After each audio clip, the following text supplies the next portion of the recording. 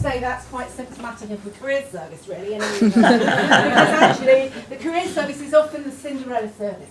I didn't coin that. Somebody else coined that from Birkbeck years ago. Dame somebody or other, forgotten her name. Now, can I ask you, most people in here put their hand up and said they went to university, didn't they? How many of you use the career service? Right, okay. See what I mean?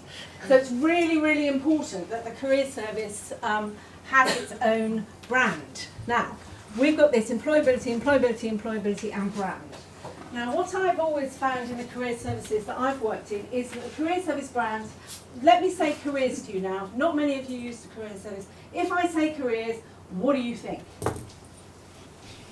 Give me a few adjectives. Personality test. Personality test. Paper.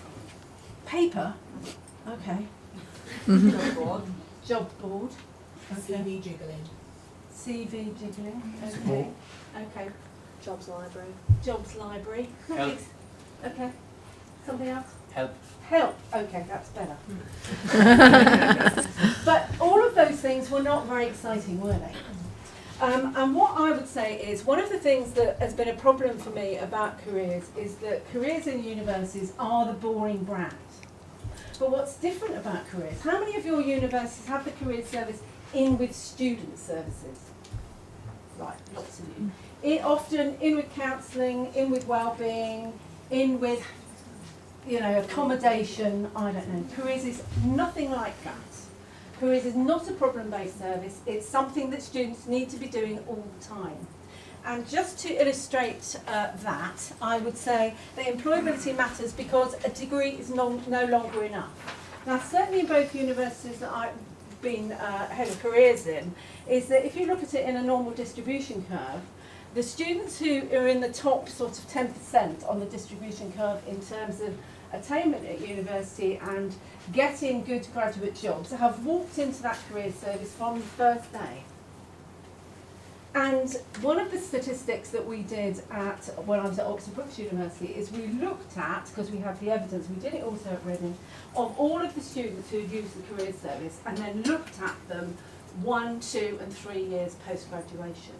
And the students who had used the career service, used the coaching service, come to events, done the professional training programs that we ran, had a placement, were statistically much more likely to be in a graduate job. Now, so when we see the hands go up here about not many of you using the career service, the evidence that we've got is that actually those students who use the service and engage with it and do stuff all the way through their course actually are more likely statistically to be in a graduate job. Now, I'm not going to stand here and argue about what a graduate job is. I could argue that with David from here to kingdom come. A graduate job is one that is deemed by the government to be a graduate job through the destination survey and the learning, the Leo data. I don't like it, you don't like it, but that's what we're working with. So the labour market requires students to have more than a degree. So we're all flogging degrees. We want students to come and do a degree with us, but employers don't really care about that very much. 70% of all graduate jobs are not degree specific, subject specific, but our academics think it is. So that's a big job to do. The economy is really important. That students need to be very, very flexible. They need to be professionally coached and they need to know that the labour market is complex and difficult and they need to have the support in order to negotiate that. We've got the government and parents nibbling at our heels all the time, saying this has got to be good value for money. Government wants us to be producing graduates who are contributing to our society and economy. And we need to get them engaging in the whole student experience. Then we've got all this other stuff, league tables, teacher excellence framework, DELI, Leo, all of this stuff is saying to us, your students have got to be doing well in the labour market or you're not worth the money. So that's the big problem. That's why employability matters. Now, the thing is, despite all that stuff, university career services offer a huge, huge range of support. Now, quite a lot of the people I've worked with across the piece in the universities I've worked in don't know what the career service does. They think we sit there waiting for a student to walk in and say, hello, I'll do a bit of fiddling around with your CV and make it look lovely. Now we do that, but what we do is professional coaching. Now if you want to employ me or any of the team that I had at Reading, privately we would be charging you £500 a day for the work that we did, whether it's psychometric testing or whether it's helping you to market yourself. Now students that understand that that's what it's going to cost them when they leave, use the services. We have professional mentoring programs, we manage placement programs, we work extensively with employers. So your career services are big marketing teams. We have to market the institution to employers, and we have to find a way of flogging our students to them.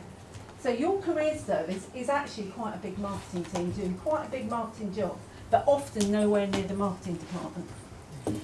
So some of the things that we do in my previous team, we had a big alumni mentoring project. It's now permanent. It was funded by the university. We had now about 800 alumni, professional alumni mentoring students. And what happened there? Well, those mentors weren't giving money to the university, but they were after they'd been mentoring for a year or two. Because those alumni felt needed, wanted and appreciated by the institution. They liked working with students and therefore it was bringing income. So the career service was actually contributing to significant income to the university. And significant income, I have to say, from employers. So large numbers of students are unaware of these, so brand is really important. 47% of graduates actually are in non-graduate jobs, and we need to be worrying about that. And that's not always because those graduate level roles aren't out there, it's because those students have left university without talking to anybody about that. They're unaware of the labour market, they don't know how the labour market operates, they don't know how to access it. And if I had £1 for every graduate who came back and said to me, Lorna, if only I'd used this service before I left, you know. And we've all said that, actually. Wider university staff are unaware of these services or how and when students should access them.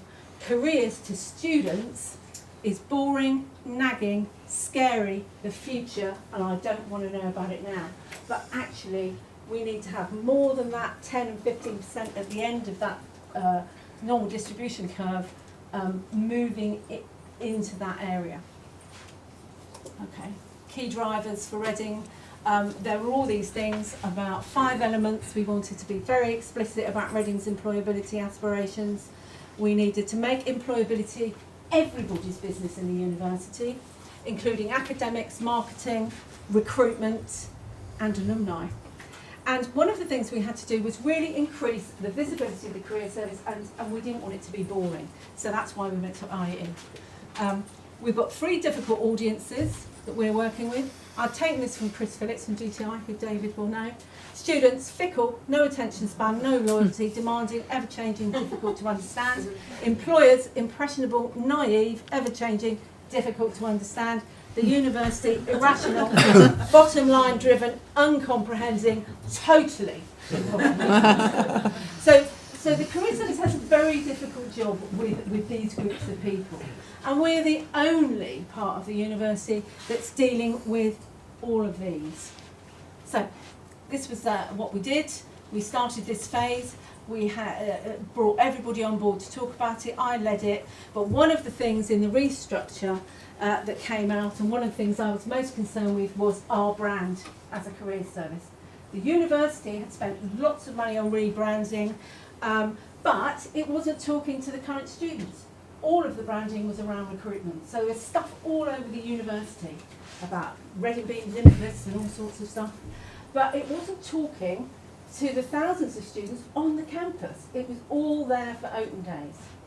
So we needed to be distinctive. And this was the sort of stuff that we came up with. So we started with a very clear, we were using the same colour palette as the university, but we had a distressed font. And we had these rather nice, quirky images that went with it. So we ended up with a brand, an image that students could recognise everywhere.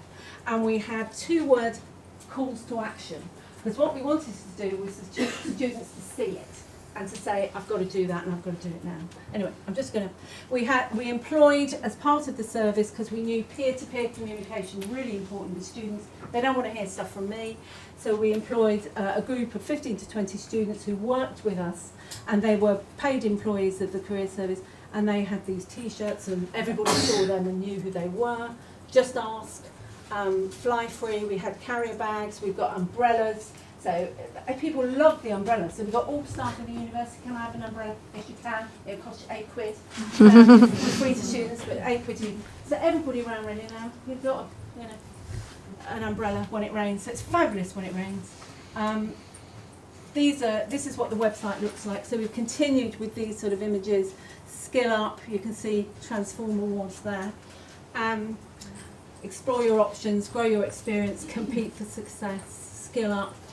So this was the look, and students loved it.